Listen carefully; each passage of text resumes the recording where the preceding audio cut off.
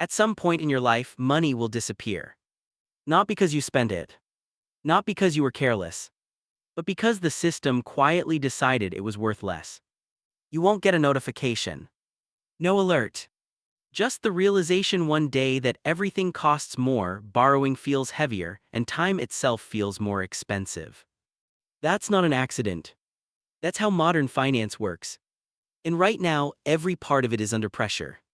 Taxes, banks, investing, inflation, recessions, credit scores, currencies, interest, value, time.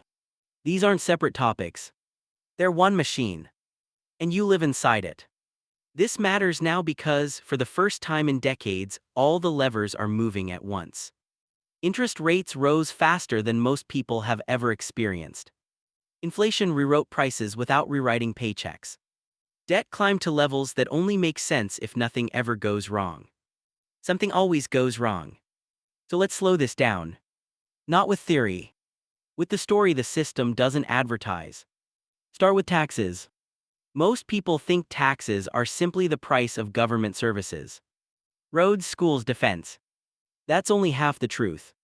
Taxes are also a control mechanism.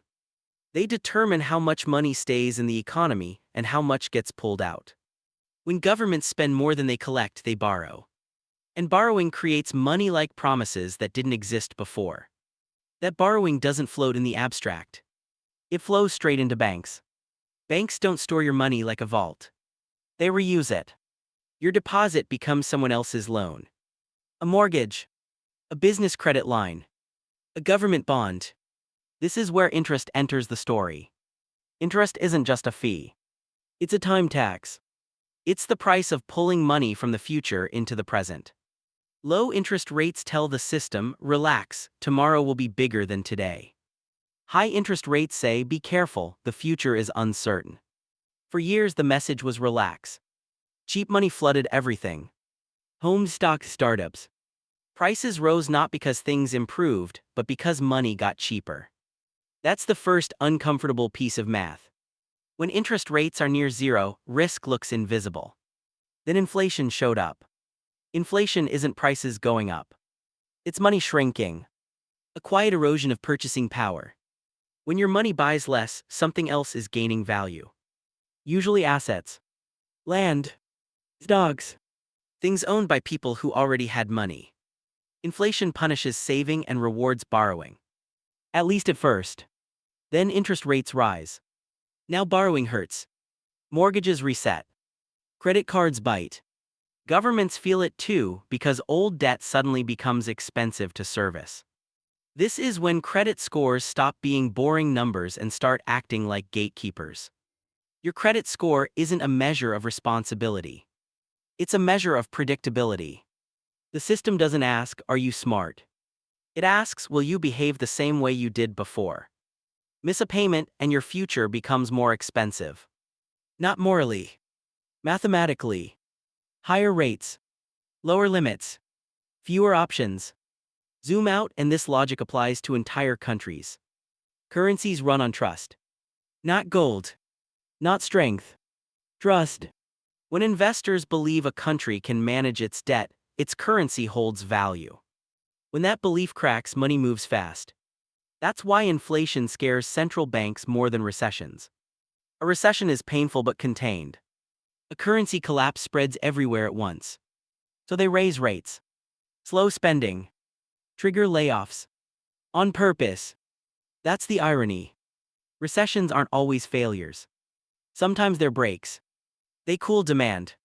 They reset expectations. They remind markets that prices don't only move in one direction.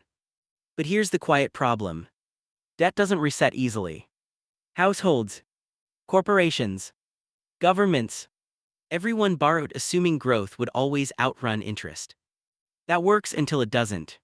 When growth slows and interest stays high, money starts flowing backward. From workers to lenders. From the present to the past. Investing changes in this environment. In a low-rate world, investing feels like a game. Buy almost anything. Wait. Celebrate.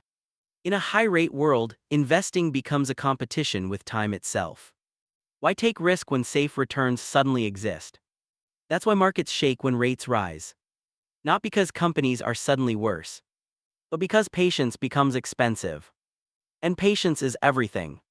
Time is the real currency underneath all of this. Interest rewards people who already have time and capital. Inflation punishes people who trade time for wages. Credit scores decide whose future gets discounted and whose gets delayed. The system doesn't hate you. It doesn't favor you either. It just compounds. Quietly. Relentlessly. Here's the part that rarely gets said out loud. Most people don't lose money because they made terrible decisions. They lose money because the rules changed faster than they could adjust. A fixed mortgage feels safe until inflation rises and wages don't. A steady job feels permanent until demand disappears. A strong currency feels solid until confidence fades. Hype says investing equals freedom. Reality says investing equals exposure. Hype says banks protect your money. Reality says banks use your money. Hype says inflation is temporary. Reality says value is always being renegotiated. And taxes. They're no longer just funding governments. They're stabilizing systems under strain. That's why arguments get louder during downturns. Who should pay? Who should be protected? Who took too much risk? There are no clean answers. Only trade-offs. Zoom out far enough and the entire system is a bet. That tomorrow will be productive enough to pay for today. That trust will hold. That time will cooperate. Sometimes it does. Sometimes it doesn't. The uncomfortable truth is this. You're not just earning money. You're lending time to a system that constantly reprices it. Every tax bill. Every interest rate decision. Every inflation report. They're all signals about how valuable your future is considered to be. So the real question isn't how to beat the system. It's simpler and harder than that. What happens when time stops being cheap? And everyone realizes it at the same moment.